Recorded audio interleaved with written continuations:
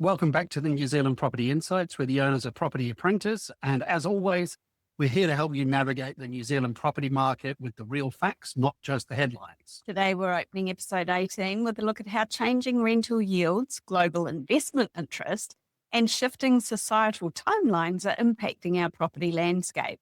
We're stepping away from generic national hype to focus on the concrete realities of the current cycle. We're starting with the tightening rental market and what the latest interest rate arrears data means for both prospective buyers and existing homeowners. We'll also break down the surprising surge in international buyer inquiries following major policy updates across the Tasman, and we examine the growing trend of young New Zealanders staying at home longer and what this demographic shift means for the future of housing. This episode is packed with practical financial investment insights, so let's get straight into the data. So first segment, the rent versus buy equation, easing inflation, hardship indicators, and proactive borrowing. Kicking off this first segment with the latest market indicators from Finsure New Zealand and REINZ, or REINZ, as a lot of people call it. The data shows that after a period of flat tracking, our national median weekly rent climbed by $5 to reach $625 in April. This represents the very first monthly rental price increase we've recorded since November 2025. At the same time, rental supply is showing signs of constriction. Active rental listings fell by 5% year on year, while tenant demand actually rose 8% over the same period. So let's lay out those facts. Finsure New Zealand country manager Jenny Campbell warns that delaying purchase during rental rises can be really expensive. And that waiting on the sidelines to buy a home is increasingly costly for tenants.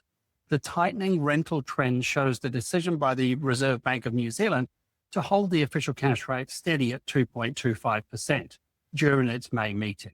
This rate hold follows an extended 18-month monetary easing cycle that brought borrowing costs down from a peak of 5.5% in the beginning of August 2024.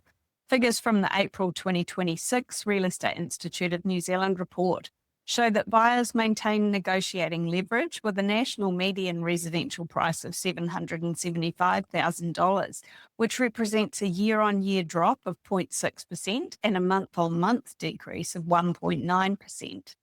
Sales transaction volumes across the country also cooled, showing an annual contraction of 7.9% nationwide. In response to shifting market conditions, borrow strategies are changing, with the 2-year fixed rate standing at the top of choice for borrowers, representing 29% of all new lending. Over half of all newly issued home loans are now being fixed for terms longer than 12 months, which is a substantial rise from the 20% level recorded late last year. Traditionally, Kiwis have always tended to favour the 1-year rate, but it's good to see that there's some change coming in there. Credit arrears data shows consumer delinquencies improved slightly to 11.72% in April from the 12.09% level recorded in February.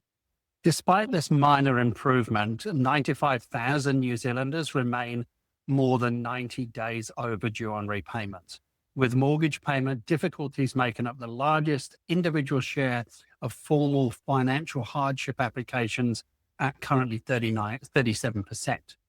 So when you look at these numbers, Jenny Campbell's advice really hits the nail on the head.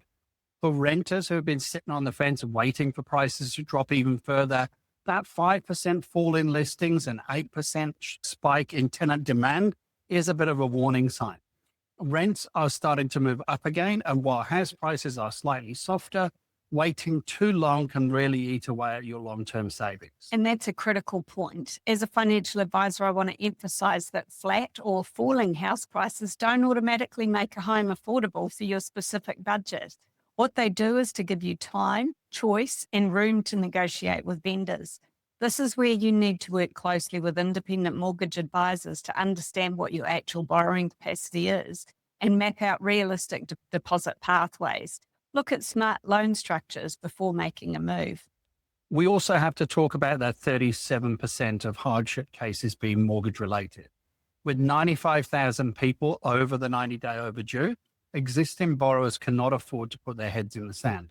If your income's changed or your property value shifted since you first took out your loan, you need to be proactive. Exactly. Don't wait for your lender to contact you. A proactive review of your current interest rates, repayment structures, and refinancing options right now can be the absolute difference between staying on top of your household budget or falling behind.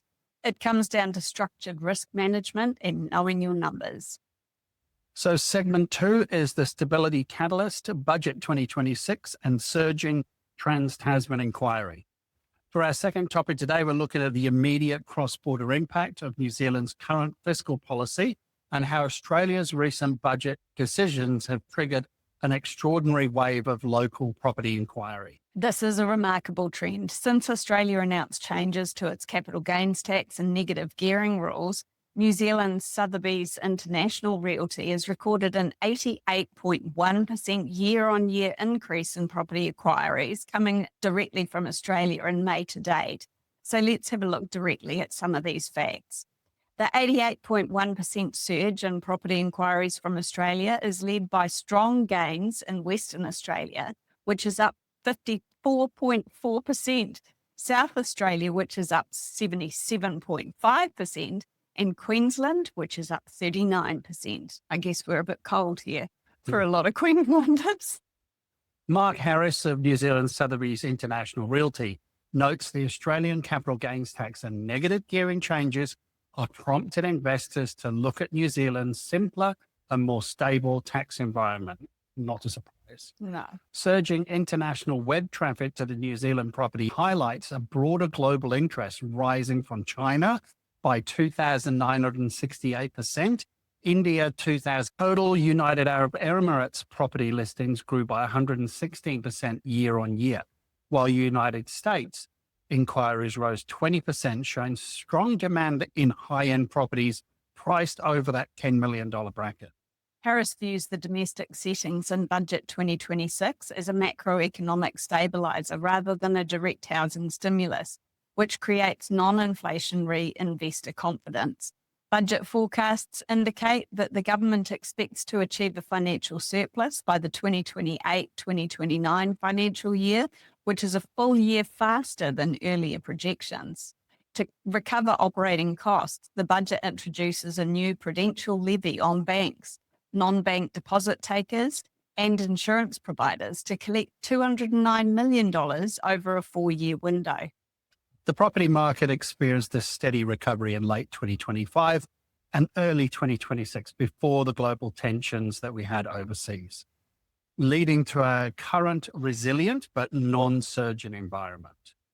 This data shows how sensitive capital gains tax policy is. When Australia decided to tighten the screws further on capital gains tax and now bringing in negative gearing, it immediately sent a wave of investors looking across the Tasman. An 88.1% spike in inquiries in a single month is incredibly telling because Australian buyers are completely exempt from our foreign buyers ban. New Zealand is naturally positioned as a major beneficiary of this capital fight. And that's a very real trend. Mark Harris makes a great point that New Zealand is being viewed as a stable, safe haven. But as we always coach our clients, you have to look at the math, not just the marketing narrative.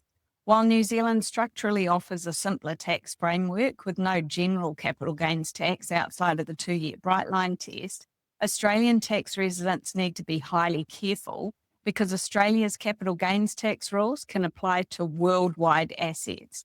Always get professional, independent tax advice before making cross-border moves. That's right. Looking at the budget 2026, I like that Harris describes it as a stabilizer rather than a rapid housing stimulus, forecasting a return to surplus in early 2028-2029, alongside the Reserve Bank's holding of the OCR, anchors long-term investor confidence. We do not need crazy runaway housing boom. We need steady, predictable foundation for a sustained recovery. Exactly. Real wealth is built on stable, predictable cash flows and sound loan serviceability, not speculative bubbles like we saw at the peak of the last boom. For smart investors, the steady recovery phase is the ultimate time to secure high-quality assets while the wider market is quiet. For our final segment today, let's talk about a major social and demographic shift that's quietly reshaping the rental and buyer markets across New Zealand. Young Kiwi adults are choosing to stay in the family home for significantly longer periods, and not just because we're a cool generation to grow up with.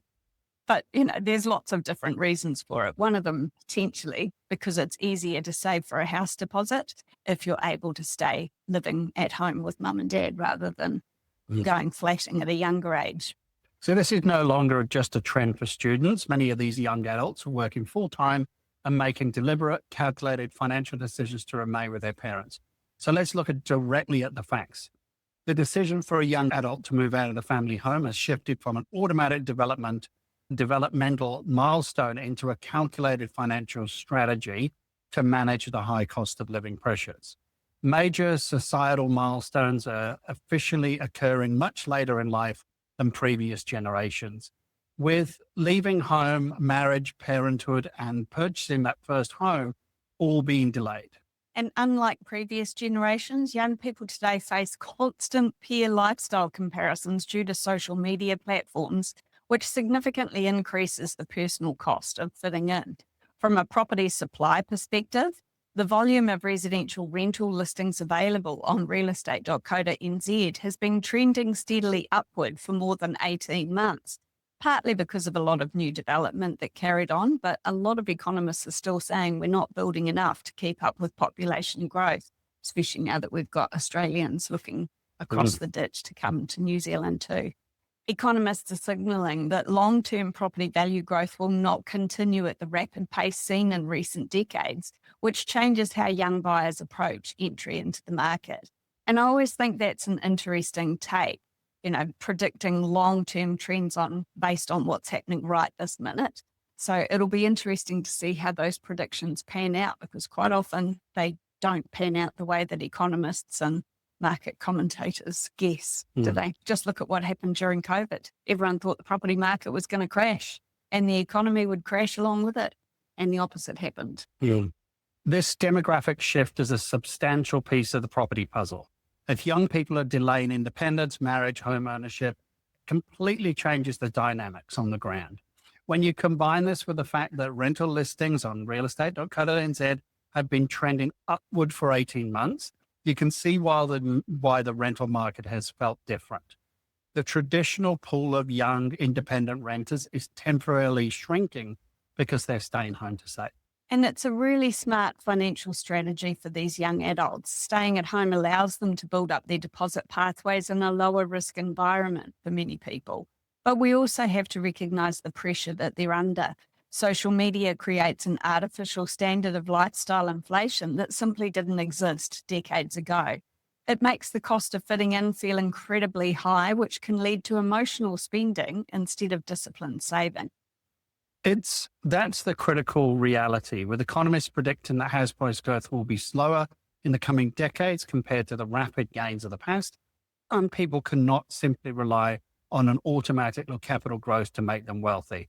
They have to be more strategic. And that's exactly where I think you can never guarantee capital growth. If you're buying an investment property, it's got to work on the numbers the day you buy it. Absolutely. And look, my thoughts on this are that we are in a buyer's market at the moment. So you can negotiate on the purchase price, which means you're creating your own capital growth at the point of purchase because you're buying it below the property's already worth. But, when market capital growth slows down, buying property strictly based on guesswork or emotion becomes really dangerous. You need to focus on buying properties with strong local tenant demand when we're looking at purchasing investments and solid rental yield profiles. As the timing of independence shifts, the property market shifts with it. And as investors, we have to adjust our buying parameters to match these new demographic realities. So that wraps up episode 18 of the New Zealand Property Insights. We've analysed the tightening rental supply, dramatic surge in international capital looking at New Zealand as a safe haven, and the shifting demographic trends facing home ownership. If looking at these long-term structural changes has made you realise that you need a personalised financial plan, or you want to understand how to build your own buying rules in a changing market, our team is ready to help. We invite you to come along to our next free online event called How to Succeed with Property Investing. It's highly practical, data-based session showing you how to establish your buying boundaries, maximize your borrowing capacity safely, and evaluate changing regional demand. There's absolutely no sales pressure and zero obligation because our company doesn't sell property. We're 100% independent, focusing entirely on your education and strategy, along with the financial advice to back it up. You can find the registration link directly in our show notes or simply go to propertyapprentice.co.nz to secure your spot today. Thanks for tuning in. We'll catch you next time. Thanks, everyone. Hey there. Want to stay on top of the latest property news and trends? Subscribe to the Property Apprentice podcast for weekly updates that will help you to navigate the market like a pro. We cover everything from insider tips to expert interviews, so you'll always be in the know. And don't forget to ring the bell and hit that subscribe button here on our YouTube channel for even more helpful content to boost your property journey. Check out the link in the description to subscribe to the podcast, and we'll see you in the next episode. Happy investing.